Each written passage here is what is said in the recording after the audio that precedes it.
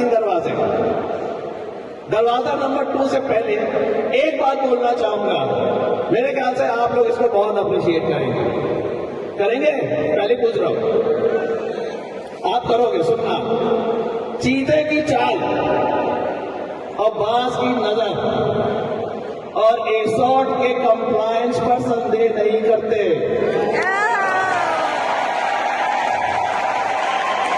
ऐसा मैंने क्यों बोला? क्योंकि कंपनी किस तरीके से कंप्लायंसेस अपने फॉलो करती है, किस तरीके से strategic compliances, industrial compliances, legal compliances follow करती है, उसकी एक झलक दिखाऊंगा, सिर्फ एक झलक। मेजर 4 कानून है जिसके अंतर्गत हम आते हैं।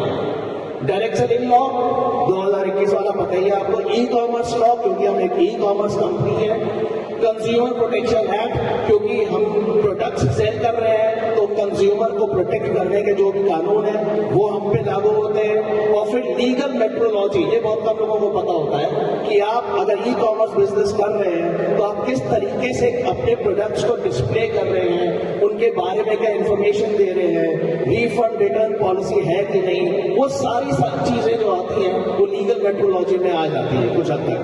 तो इन चारों लॉज के ऊपर थोड़ा सा एक आपको इन्फॉर्मेशन देना चाहूंगा। शुरू करते हैं डायरेक्ट सेलिंग लॉ से।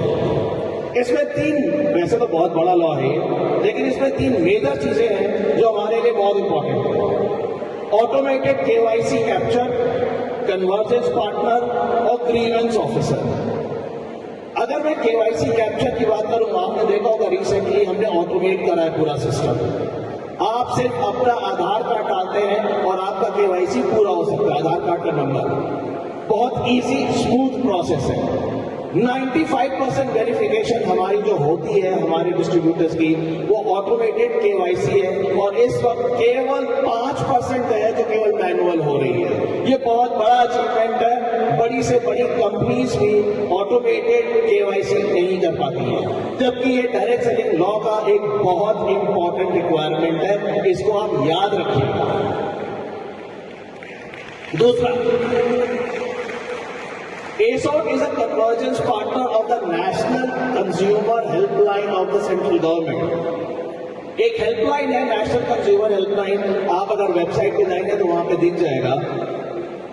तो as a part of government policy उन्होंने बहुत सारी कंपनीज को इनवाइट करा कि आप इस पर्टिकुलर वेबसाइट पर अपने आप को रजिस्टर करें और कोई भी कंज्यूमर रिलेटेड कंप्लेंट होगी, कंज्यूमर अफेयर्स की कंप्लेंट होगी, वो इसके थ्रू सीधे गवर्नमेंट को राउट होगी और उनके थ्रू सीधे कंपनी को राउट होगी। तो ये पार्टनर बनना ही अपने आप में एक अचीवमेंट है, क्योंकि अगर आपका बिजनेस लेजिटिमेट है, आपका बिजनेस लीगल है, अगर आप हर तरीके से संपूर्ण हैं in terms of legal requirements, तभी ये कन्वर्जेंस पार्टनर आप बन सकते हैं। तो हमारे पास कोई भी कंज्यूमर अफेयर्स की कंप्लेंट आती है वो सीधे कंपनी की आईडी पे आ जाती है through this portal. So that's a very big requirement of the direct selling law. उसके बाद आपको पता ही है ग्रीवेंस रिड्रेसल ऑफिसर चाहिए होता है गवर्नमेंट अथॉरिटीज को कैसे भी बात करने के लिए, वो भी हमारी वेबसाइट पे मेंशन है। उसके बाद आता है consumer protection act. Consumer protection rules बहुत ज्यादा हैं, बहुत बड़े हैं। उसमें से कुछ चीजें बस आपको बताना चाहूंगा।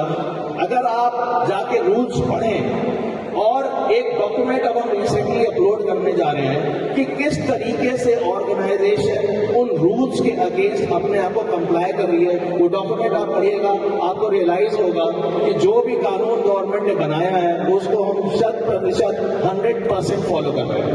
रिफंड रिटर्न पॉलिसी आपको पता ही है, कंज्यूमर प्राइवेसी भी आपको पता ही है कि आपके पास अपना खुद का एक पैनल है जिसकी वजह से आपका कोई भी डेटा, कोई भी इंफॉर्मेशन, जब तक आप अपनी आईडी और पासवर्ड ना शेयर करें कोई भी नहीं ले सकता।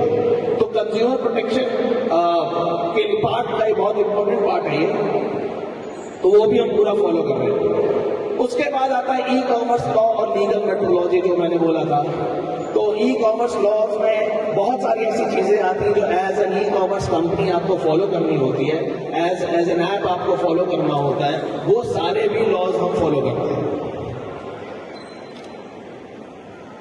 राइट, ये तो हो गया हमारा दूसरा दरवाजा। अगर आप देखें तो हर तरीके हम लोग बहुत परेशान रहते हैं अक्सर कॉम्पिटिटर्स से।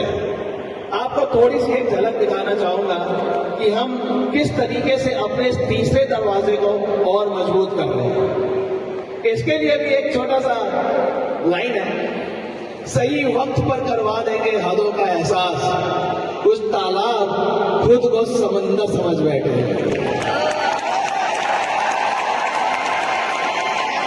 आप समझ रहे होंगे मैं क्या कह रहा हूं। ऐसे बहुत से तालाब हैं हमारे आसपास जो खुद को समंदर समझ बैठे हैं।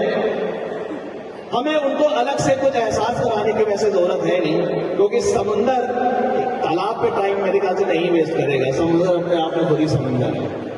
थोड़े सा आपको इंफॉर्मेशन दे दूं, हम कहां कहां कैसे कैसे प्रेजेंट हैं। फिक्की तो सबको आपको पता ही है, बहुत इंपॉर्टेंट डायरेक्ट सेलिंग बॉडी है, गवर्नमेंट की है, और हम इसमें बहुत इंपॉर्टेंट रोल प्ले करते हैं, करते आए हैं और करते रहेंगे। अभी रिसेंटली कुछ चेंजेस भी आए हैं, इकोनॉमिक ऑफेंसेस के से डायरेक्ट सेलिंग को हटाया गया है, तो फिक्की का जो फिक्की की बॉडी है उसका बहुत बड़ा इसमें रोल रहा है। पीएचडी सीसीआई एक अलग एक और कॉमर्स चेंबर ऑफ इंडस्ट्रीज है, उसके भी हम पार्ट हैं। फिर recently federation of Indian direct selling industry एक अपकमिंग बॉडी है, अगेन डायरेक्ट सेलिंग इंडस्ट्रीज की। कुछ लोगों ने मेरे ख्याल से इसका लखनऊ में एक इवेंट हुआ था, वो अटेंड भी करा था। तो it is an upcoming body, you will hear a lot about them. अब मेरे ख्याल से नेक्स्ट इवेंट बैंगलोर वगैरह में कुछ होगा, तो we will be a part of that as well. तो हम इसका बहुत इंपॉर्टेंट पार्ट बन रहे हैं। एक कंज्यूमर अवेयरनेस के लिए एक बॉडी है, advocates association of social responsibilities की, उसका भी रिसेंटली हरियाणा चैप्टर का हम पार्ट बने हैं, और प्लस हम कंज्यूमर हेल्पलाइन की कन्वर्जेंस पार्टनर तो हैं ही। तो ये रहा हमारा तीसरा दरवाजा।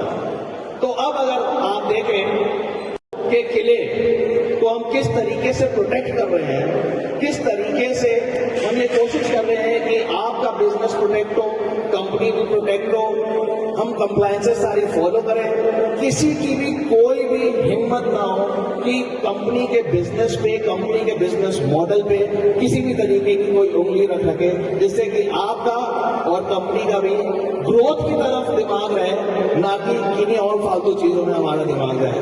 Thank you so much. I hope